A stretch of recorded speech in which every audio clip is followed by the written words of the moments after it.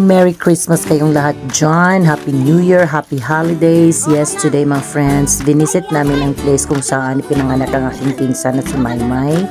Si Ate Inday dito siya nanganak sa lugar nito. Ito nga pala ang Gasaw, part ng Alyubon, Pangasinan. Ayun mga kaibigan, kaya you know, dito muna kami mag-practice muna yung mga bata na mag-swimming dito sa fresh water. Yes, ito palang area na to, itong tubig na ito daw ay nagsusupply sa buong barangay ng Alyabon. So, nung una daw, marami daw talagang pumupunta dito. Ngunit, dahil nga nung nag-start na itong mag-supply sa buong barangay, parang pinagbawal, parang nilimitahan.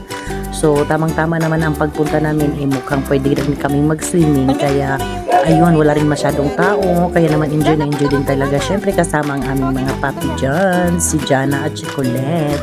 Ayun mga kaibigan, practice muna sila ng swimming dito. At ito ng mga bata, ay grabe, nag-enjoy talaga sila. Gusto nilang bumalik na ulit kami. And syempre, fresh water to, kaya may mga bula-bulate. Charat! Musuksok na ang mga aliwati sa gitne. Ayun lang mga friends. Thank you for watching.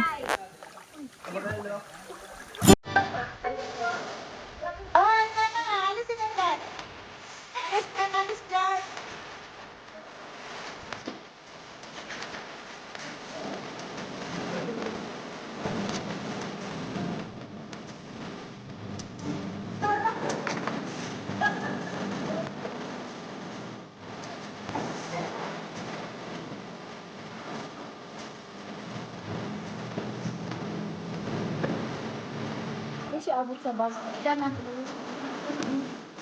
Dana! Ako, Dana!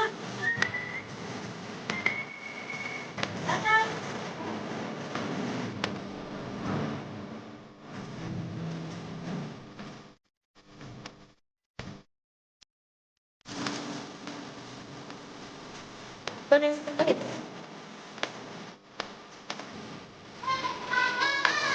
Dana.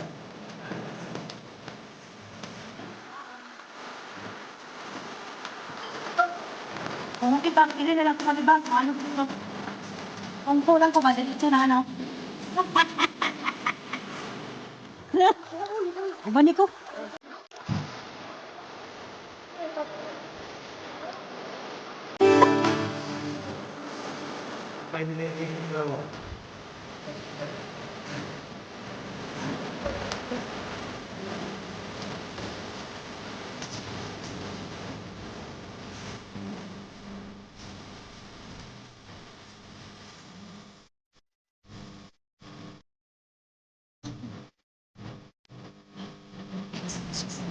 Tricycle.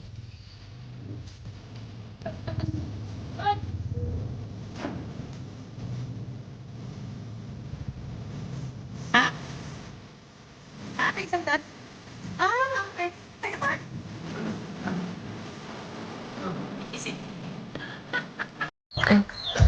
Hello mga friends, ipakita ko sa inyo ang bahay sa amin.